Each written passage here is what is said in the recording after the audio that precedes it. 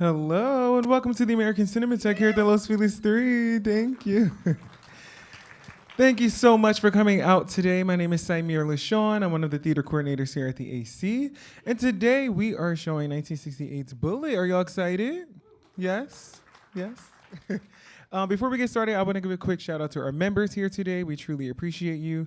If you're interested in becoming a member, go to the website, click the members tab. It'll tell you everything you need to know. Up in the booth, we have our very talented projectionist, Ava. Please make some noise for Ava. Thank you. And when the show starts, just be sure to turn off your phones, no cross-talking. We want everyone to have a wonderful experience. If you're having any issues, please come out and let us know. Without further ado, here with the Greg Proops podcast, please help me give a warm welcome to our friend Greg Proops.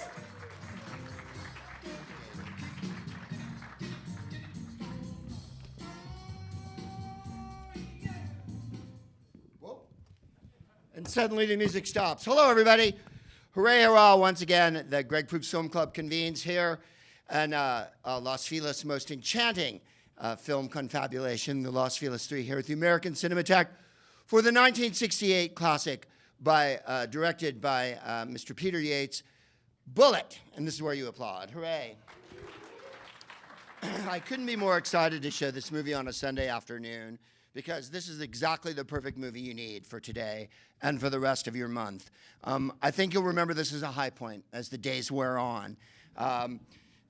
Getting to see Steve McQueen wear a medium weight blue pullover, roll neck, cashmere polo turtleneck top is going to be one of the rare moments of excitement in this year, I think, for everybody. I am going to go through everything he wears in the movie, including his watch, and you may have seen the car parked out in front. I have no idea. Who brought that car? Are you here? Oh, do you own that car? Yes. Oh, shit, I was hoping you stole it. Thank you for bringing it. It's my daily driver. Wow, you drive around in a 1968 GTO? All day, every day. A Highland Mustang. Well, right on, dude.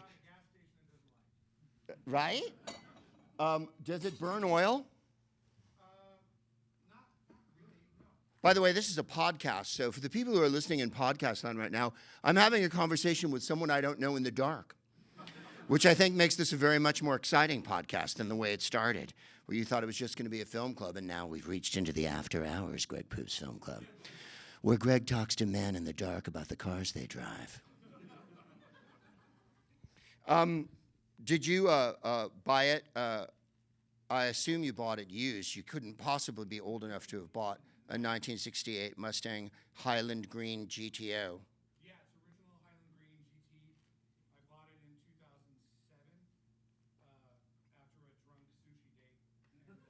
2007 after a drunk sushi date. After a drunk sushi date, you bought it in 2007. You know, if I had a nickel for every time I heard about someone buying a car from a Steve McQueen movie after a drunk sushi date, I could do nothing but a podcast about that every week, and we would call it Greg's Japanese Fish Encounter. What was it about the don't talk at the same time as me? It sounds shitty. I'll handle all of that part. Was it the alcohol or was it the mercury that compelled you to buy a Highland Green 1967 Mustang? I think it was a little bit of both. A little bit of both, sure. How did the date go, by the way? Did you end up marrying that person? I did not. Ah. So there's an awesome Hollywood ending to that one. As you know, there's only 3 kinds of endings: good, bad, ambiguous, and David Zaslav. That's 4. Well, thank you for bringing the car. I don't know if you saw it. It's parked out in front, and it's super boss. There were 2 for the picture when they shot it, and they also bought 2 Chargers, and they stripped them down, and they souped them up. And McQueen said he was going to, by the way, there's no point in going over the plot of Bullitt. The plot is, it's great. And the idea of the movie is it's super bitchin'. He has a gorgeous brunette girlfriend of infinite proportions, Jacqueline Bisset. He's a disgruntled San Francisco detective. And guess what? In this version of the world, cops aren't all honest. I know. And you'd think after 50 years, things would be a little bit different. But snay, say the gods. Anyway, they had 2 of them, and then they had 2 Dodge Chargers. And they stripped them down, as I say, and they souped them up. And Steve McQueen said he was going to drive his own stunts in this movie. And so he did for a little bit, because Peter Yates was also, one, a stunt person, and two, had made a couple of pictures before this, including, for our British fans out there, Cliff Richard's Summer Holiday from 1963. Cliff Richards was like, what if Elvis was, hadn't had all of his genitalia? And he was the English version, as they always like to say. There's always an English. My father used to say that people were the poor man's version. Does anyone remember that? Like you'd go, Josh Mostel was the poor man's James Coco or whatever. And there, I think I've lost everybody with that reference. But I always loved the idea that there were people out there who couldn't afford the real article, and so they had to get someone slightly lower than that. It would be like if in the 70s, the Oreo Hydrox conundrum, which is the corollary to the sushi Japanese food encounter. Well, it's not a corollary. Well, you'll follow along soon. And so he said, McQueen told the director, Peter Yates, that he was going to, and then Peter Yates made a movie called Robbery with Stanley Baker. And that was the picture that Steve McQueen saw and said, I want Peter Yates to direct this. And mostly that and to get the studio off his ass. Now, when he pitched the movie, I think he went to Jack Warner and he said, it's a cop movie. And Jack Warner said, there's loads of cop movies. And Steve McQueen said, yeah, but this cop has elbow patches. Yeah. I want to let that resonate with you for a while, because now it doesn't mean much to you, but once the movie gets underway, you're going to be like, those elbow patches are so bitchin' I could die. And then you'll notice this movie, a couple of years later, our friend Don Siegel, who made Charlie Varick that we showed last year, and by the way, Jennifer picks all these movies, and she picked Bullitt for many good reasons, one of which is it's super awesome, but two, it is a fuck you to the man kind of movie from the 60s, whereas the cop is the center of it, is the one saying fuck you to the man, which makes it the beginning of that genre of movies. And by the mid-70s, of course, there was 10,000 of them. The producer of this movie also produced the 7-Ups and the French Connection, in case you were wondering if he liked car chases, because he put them in every goddamn cop movie he made after that. A few years later, Dirty Harry appears, right? Played by Clint Eastwood, who is a cop in San Francisco with a bitching wardrobe, wearing elbow patches. There. I rest my case. I don't want to say they were competitive, but hello. Clint Eastwood stole the elbow patches from Steve McQueen. He stole San Francisco from Steve McQueen, and he put them both in another movie. And then there's what, 8, 10, 12 Dirty Harry movies. There's Magnum P.I. and Kip Kip Magoo and all the ones that he made. And also, by the way, Steve McQueen was offered The Gauntlet, which is a later, not Dirty Harry, but super psychopathic right-wing cop Clint Eastwood movie. Which Clint Eastwood ended up doing with Sandra Bullock. So he said to Peter Yates, I'm going to drive the car in this movie. And he had done a bunch of the stunts, right, for The Great Escape, for John Sturges, who directed that movie, and the awesome Magnificent Seven. By the way, if you're my age, which is 108, you'll remember that your father, when he had control of the television set of a day, had a certain type of movie that he liked. And the kind of movies that dads liked in the 60s and early 70s were Steve McQueen movies. We're talking about The Cincinnati Kid, The Magnificent Seven, Papillon, Bullitt, The Thomas Crown Affair. I rest my case. These are movies about men who are super awesome, who have bitching wardrobes and beautiful girlfriends. And that's what the whole thing was about. Not James Bond, because this might really happen. And thank you, that was a joke. This is a comedy show, by the way. But what I love about LA is that mixture of innocence and heinousness that distinguishes this town, where no one is really innocent, and yet people will get upset over the smallest things. I remember going to see Casino here when it came out. You may remember one of Martin Scorsese's movies before he completely lost the fucking plot. And and I don't blame him anyway. He made that, so good for him. There's a scene in Casino where Joe Pesci brutally murders someone with a ballpoint pen. Hello. And then someone applauded for that. And then there's another scene in the movie where Sharon Stone snorts coke in front of her daughter and goes, "Don't do this, honey," and then does a big rail.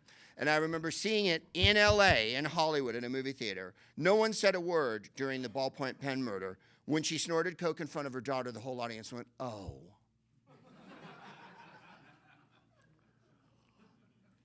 I would put forward to you a corollary to something that the great wit Fran Lebowitz once said, where she said, parents say things like, I don't want anyone smoking around my children. And she said, who would you rather have drive your kids to school? Someone who's smoking or someone who's been drinking the whole way? Thank you for that minor laughter, which had a very feminine cast to it at the back of the room. Men are a hard crowd, man. They really are. When you tell them their dicks are tiny and curved and disappointing and that they haven't really done shit, they get really mad at you. And they refuse to laugh for the rest of the show. That's why Steve McQueen is so important to men. He substitutes as their bravado, anti-hero. And that's the thing about Steve McQueen. You hear a lot about anti-heroes. There are, of course, none now. But there were. And there was your Charles Bronson and whatnot. Charles Bronson, of course, then became a right-wing hero, which is what happens to anti-heroes. And fortunately for us, Steve McQueen wasn't able to reach that point in his career where he started playing right-wing anti-heroes. And so he stayed on this side. And by anti-hero, what do you mean? Well, he's a policeman, but his boss is a drag, so he has to fight against the man. In the Sand Pebbles, he's in the United States Navy, but they're fighting an unjust war against an Asian country, and so he has to fight against the man. In The Blob, he's a teenager in 50s America, but there's a giant blob headed toward Earth to eat everyone, and so he has to stand up against the man. So it's a through line in all. And in the Thomas Crown Affair, he's a rich billionaire three-piece suit wearing cigar smoking dude, but in order that he can feel any real emotions, he has to steal money from banks so he can kick against the man. I think you can see where we're going with this. So the kind of movies that Steve McQueen made were the kind of movies that I think really, Papillon, where he's a gangster pimp from Marseille, but he's unjustly thrown in jail for being a gangster pimp from Marseille and has to kick against the man. He also maintained almost the same haircut for every single movie from 1955 to 1974, which I really appreciate. Sort of a modified gray, as we would have called it in those days, a butch. In the 60s, when I was little, when the summer came, you were marched to the barber shop, and they put this weird piece of paper around your collar, because, you know, kids are often so outgoing, going out after they go to the barbershop, so that you don't get hair down your shirt. And they would take the razor and, like, full metal jacket your hair like that. Just, and that was called a butch, and that was for the summer. So we all had the same THX 1138 haircut through the summertime. But Steve McQueen kind of fancied that one, and he really goes with it. He never has long hair, except for the Reavers and Enemy of the State, where he wears a beard. But not Enemy of the State. I'm getting the name of the Ibsen play wrong. Enemy of the People, rather. But no one's ever seen Enemy of the People with Steve McQueen in it, because no one ever went, you know what I'd really like Steve McQueen to do? Branch out from driving a Mustang or a motorcycle and fighting the Nazis or the cops that are evil, and do an Ibsen play. So it was one of those moments. But in any case, he told Peter Yates, yeah, we're not done with the story yet. He told Peter Yates, I'm going to drive the Mustang in the movie. And Peter Yates like, fine. And then he got in behind the wheel of the Mustang. And by the way, the car chase that takes part, in case you're timing it, at 1 hour and 5 minutes into the movie. The car chase takes place. That's so unbelievably famous. McQueen is driving for lots of it and has a complete spin out at one point. And the car ends up screeching to a halt on the side of the road in the dirt. That was really Steve McQueen driving, and that was the last day he stunt drove. After that, Bud Elkins was brought in and was already there, and he took the wheel of the Mustang, and another stunt driver took the wheel of the Charger. Just to get things done, first things first. The Mustang is a 1968 Ford GT in Highland Green, as we discussed. The bad guy's car is a 68 Dodge Charger with a 440 Magnum V8. The sport coat was a dark brown and tan herringbone woolen tweed. It was made by the costumer of the movie, and he kept it afterward because it's so bitching. I had the maker of the turtleneck, and I've lost it. If you know who made it, the blue turtleneck is a medium weight cashmere, navy blue. And then he doesn't wear a t-shirt under it, you'll see. At one scene, he pulls it up, and he's wearing a St. Christopher medal that his first wife gave him. The gun is a custom 2-inch Colt Diamond back with a wound down handle, right? He had it customed, and he wears it upside down in a quick draw holster like that, because there was a famous San Francisco detective when I was a little kid, and there was these terrible murders called the zebra killings, and this detective tried to chase down the zebra killer, and his name was Dave Toschi, and he was really famous in San Francisco. And Dave Toschi wore a turtleneck and a shoulder holster with an upside-down quick draw. And Steve McQueen lifted it and uses it in the movie. Now, we were having a discussion at breakfast the other day, me and a couple guys, and I was discussing that in all of the William Friedkin and subsequent New York cop movies, all of the New York cops wear their gun on their ankle. But all of the LA and San Francisco cops wear their gun here. Discuss. So I'm not sure why that happened, but it did happen. And you'll see, when you look at early 70s cop movies from New York City, there's always a burning trash can fire and a dog running down the street and garbage up against cyclone fences. And then when you see West Coast cop movies from the 60s, California looks awesome. San Francisco's beautiful in this movie. There's maybe one part of it where you see where they put the gangster at the beginning in a crappy hotel near the Embarcadero Freeway, which they tore down a few years ago. And by a few, I mean 30. In San Francisco time, that's like yesterday. And that's maybe the crummiest neighborhood they go to in this movie. They also go to a jazz bar and see jazz, because one thing that can't be left out of this picture is that Lalo Schifrin did the score. And Lalo just Schifrined off into the heavens a few months ago, in fact, and wrote the score for 10 Million Things. The thing you'll know Lalo Schifrin for the most, of course, because he did the Dirty Harry movie, as well as Bullitt, is, and he did Charlie Varick, for goodness sakes, that we showed last year, is the Mission Impossible theme, which is irresistible. He was an Argentinian Jew, and he came to the United States, and he worked with Dizzy Gillespie, and then he got a gig with the studios doing scores for television shows and movies. And I think you'll find his use of the flute is, pretty goddamn exciting in this movie. Now, Steve McQueen owned, personally, over 100 motorcycles and 100 cars. And I think the motorcycle that he's on in this movie is one of his. And stars by this point, Robert Redford and him notably, are wearing their own jewelry. Now, he doesn't wear any jewelry, as I said, but the St. Christopher in this movie.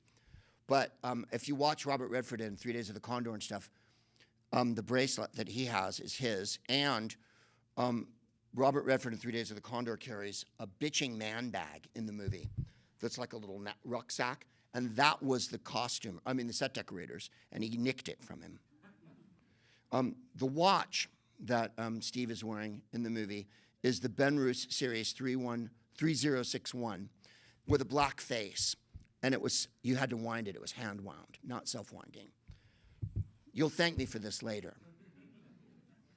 And the boots, which are the crux of the entire motion picture.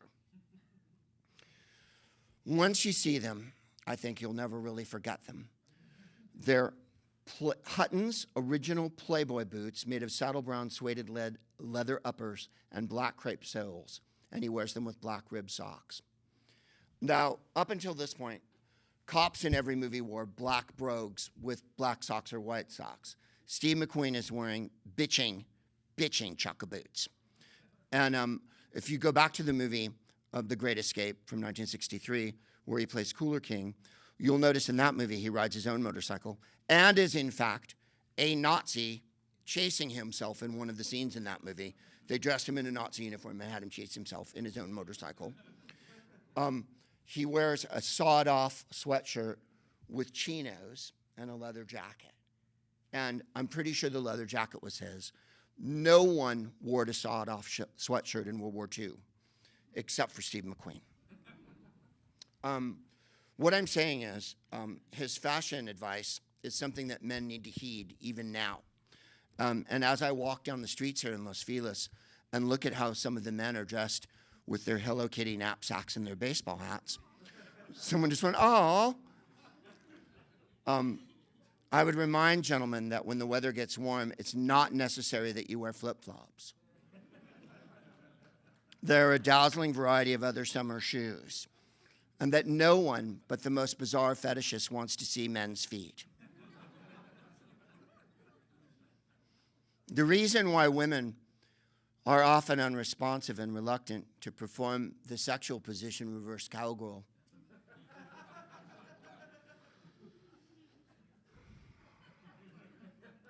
is the simple, unalterable, irrefutable fact that the sight of men's feet during the act of sexual congress is perhaps the greatest drawing agent in the history of mankind. Not since Charlie Kirk got married has there been a greater drawing agent. Not since Stephen Miller appeared on television has there been something that made women's ovaries shrivel up and blow away like a tumbleweed in the Joshua National Forest. You would have to go to the Angeles Crest in the height of August to find a dry patch as hard as the one you'll find when you wear flip-flops on the street. And I don't want to hear any bullshit. I don't want to hear this man, the men, we want to be comfortable. What about us? What about us? Let me get this straight. I'm supposed to gaze upon your feet and then consume food into my body during the same lunar cycle. Here's something I'll point out. Robert Redford, Clint Eastwood, Steve McQueen, Charles Bronson, all these guys I'm talking about. I'll even go further. Alain Delon, Jean-Paul Belmondo, Tristram Mifune, Sidney Poitier, all these great action stars, Richard Roundtree. They never wore fucking flip-flops, you guys. Yeah. And, as Curtis Mayfield said, baddest bitches in the bed. Curtis Mayfield didn't say, man, these flip-flops are kicking it. No woman looks at a guy wearing flip-flops and goes, man, he's really free and easy. They think whatever other things in his life is he skimping on. Like hygiene or changing his sheets and shit like that. Or ever buying new Fruit Loops or whatnot.